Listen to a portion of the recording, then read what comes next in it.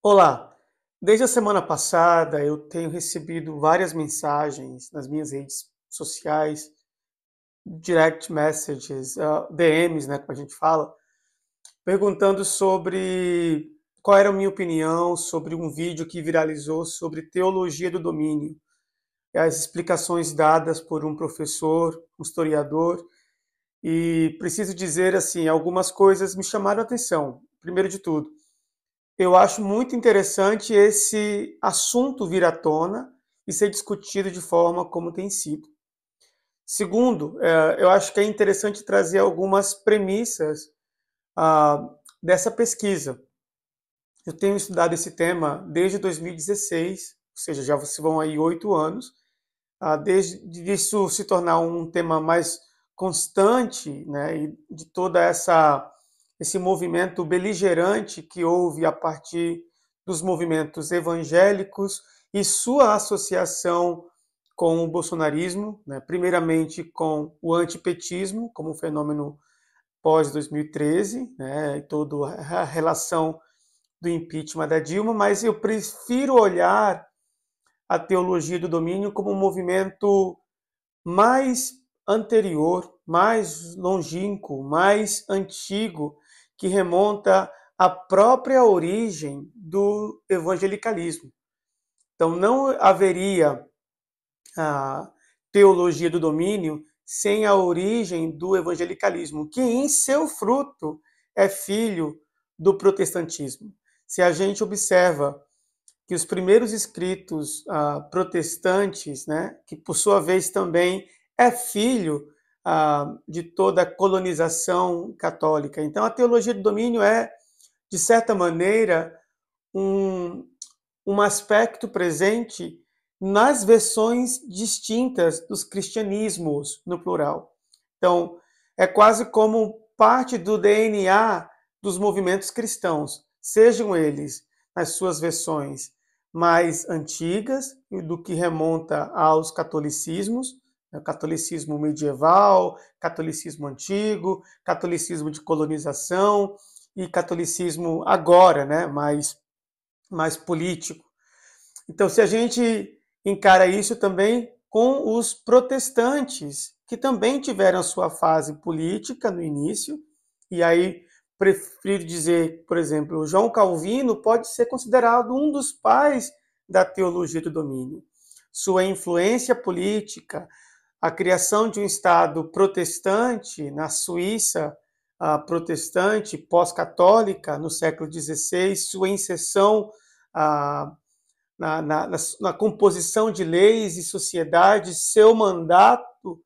como político e toda a influência da leitura dos textos bíblicos, sobretudo seus comentários em textos do Antigo Testamento, a Bíblia hebraica, e logo seus comentários e as suas institutas deram base para o que depois, né, no final do século XIX, quando surge o movimento mais forte ligado ao calvinismo, o renascimento do calvinismo, já dentro do que seria historicamente o evangelicalismo, né, que é um fenômeno estadunidense, né, o evangelicalismo nasce dentro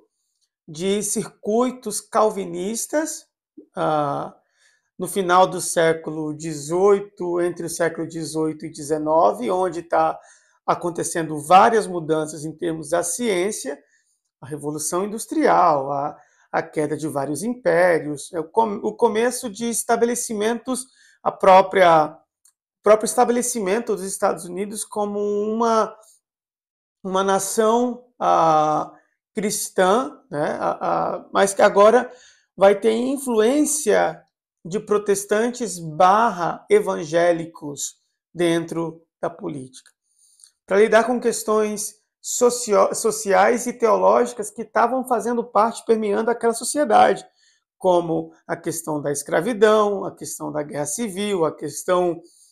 de direitos humanos e por aí vai, né? Quem quiser se especializar sobre isso pode ler um pouco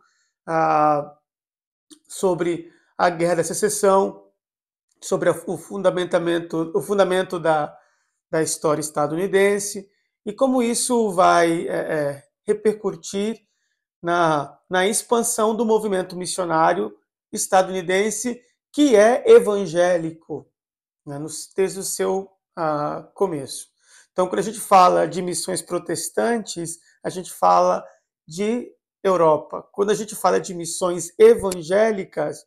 que saem a partir dos Estados Unidos e, consequentemente,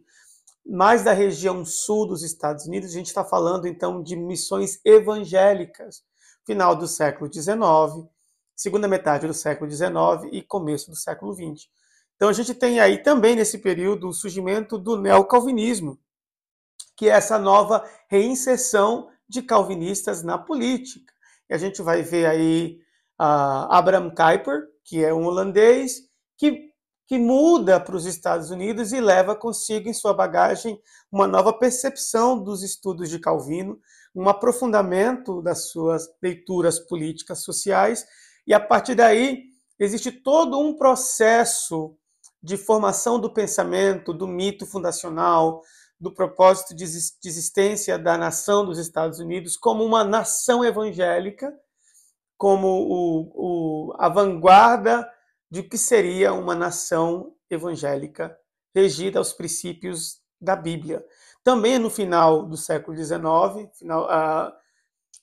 final do século XIX, que surge o movimento fundamentalista, que tem como base, né, responder à crítica textual e fundamentar a Bíblia, esse conjunto de literatura, como palavra de Deus, inerrante, inquestionável. Então você vai ver que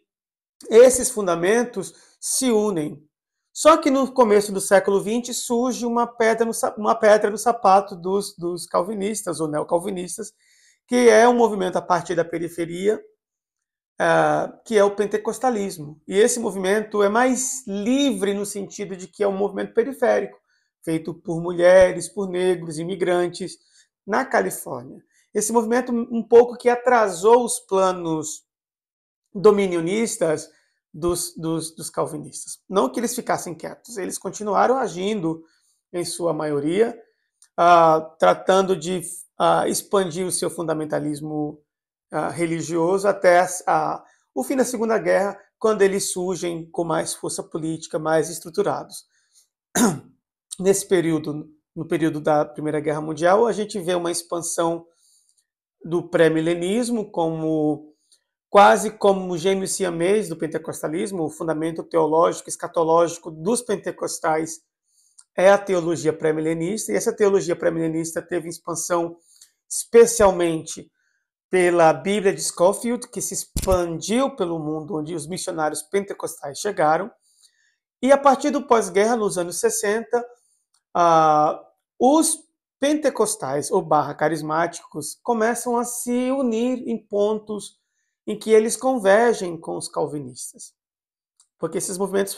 andaram separados aí por várias décadas, até que eles se juntam, e a partir daí dos anos 60, começa a vir uma grande onda de missionários estadunidenses, agora de transfundo mais carismático e mais evangelical, e começa a haver essas inserções de evangélicos na política.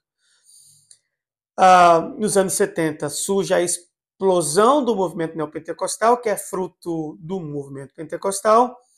e a partir daí, então, a gente tem uma explosão de movimentos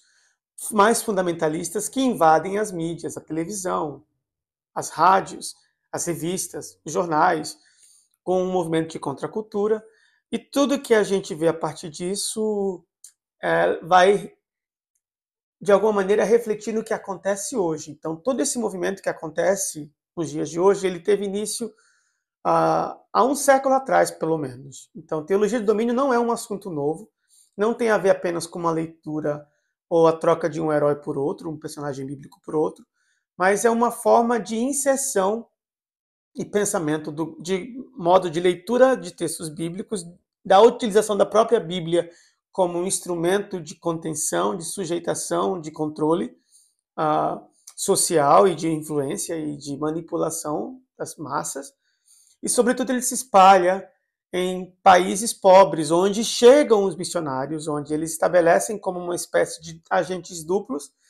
para espalhar o modo de vida estadunidense e, ao mesmo tempo, espalhar a ideologia de capitalismo. Esse movimento, desde os anos 60, 70, 80 e 90, ele vai ganhando novas nuances, vai ganhando novas características. Nos anos 70, a mídia; nos anos 80, os esportes; nos anos 90, o mundo dos negócios; e agora, nos anos 2000, o nacionalismo cristão e as agendas políticas. Mas a gente vê todas essas características também em cada uma dessas décadas. É preciso dizer, né, que esses movimentos, eles como se sobrepõem uns aos outros ao decorrer das décadas. Não é nada novo, a gente não está vendo nada novo nesse sentido. Então, eu tenho uma live que eu gravei com a Angela Natel e com a senhorita Bira, explicando algumas coisas sobre esse movimento, sobre esses fenômenos. Então, eu recomendaria a vocês a verem essas lives. E lá tem algumas bibliografias, então me recomendo essas bibliografias e recomendo se informarem mais sobre os assuntos e podem escrever, que sempre que eu puder eu vou trazer alguns comentários como esse. Um excelente dia para você e até o próximo vídeo.